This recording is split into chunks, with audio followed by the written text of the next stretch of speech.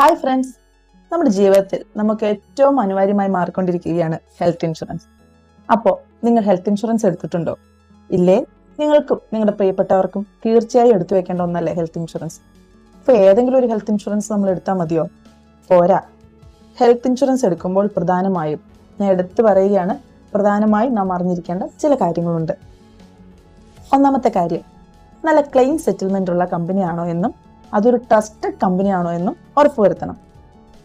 രണ്ടാമത്തെ കാര്യം, നമ്മളെടുത്ത ഹെൽത്ത് ഇൻഷുറൻസുമായി ബന്ധപ്പെട്ട എന്തെങ്കിലും സംശയങ്ങളോ ക്ലെയിമുമായി ബന്ധപ്പെട്ട എന്തെങ്കിലും സപ്പോർട്ടോ, ഇൻഷുറൻസുമായി ബന്ധപ്പെട്ട എന്ത് കാര്യമാവട്ടെ, നമ്മൾ വിളിക്കുമ്പോൾ അങ്ങേ തലത്തിൽ നമ്മളെ സഹായിക്കാൻ സന്നദ്ധരായ ഒരു ഏജന്റിൽ നിന്ന് മാത്രമേ നമ്മൾ പോളിസി എടുക്കാവൂ.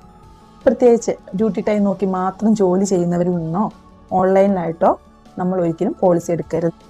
കാരണം നിങ്ങൾക്കൊരാവശ്യം വരുമ്പോൾ മിക്കവാറും പാനിക്കായിരിക്കുന്ന സമയത്തായിരിക്കും. അപ്പോൾ നമുക്ക് ഫുൾ സപ്പോർട്ട് ചെയ്യുന്ന ഒരാളായിരിക്കാം. ഇനി അടുത്ത പോയിന്റ്, നമ്മുടെ വീടിന് ചുറ്റുപാടുമുള്ള ഹോസ്പിറ്റൽസുമായി ടൈപ്പ് ഉണ്ടോ എന്ന് ഉറപ്പുവരുത്തും. ഇനി അതുപോലെ തന്നെ പ്രധാനപ്പെട്ട ഒരു കാര്യമാണ് പ്രോഡക്ട്സിന്റെ എല്ലാ ഫീച്ചേഴ്സും അറിഞ്ഞിരിക്കുക എന്നുള്ളത്. എന്തൊക്കെ കിട്ടും, എന്തൊക്കെ കിട്ടുകയില്ല എന്നുള്ള വ്യക്തമായ ധാരണ നമുക്കുണ്ടായിരിക്കും.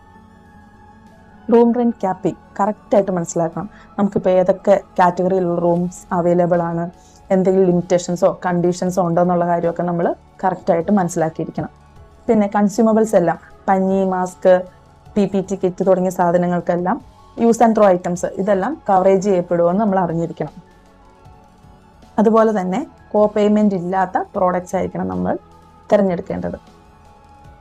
പിന്നെ ഡോക്ടറിനോടും വക്കീലിനോടും കള്ളം പറയുന്നല്ലേ, അതുപോലെ തന്നെയാണ് ഒരു ഇൻഷുറൻസ് എടുക്കുമ്പോഴും.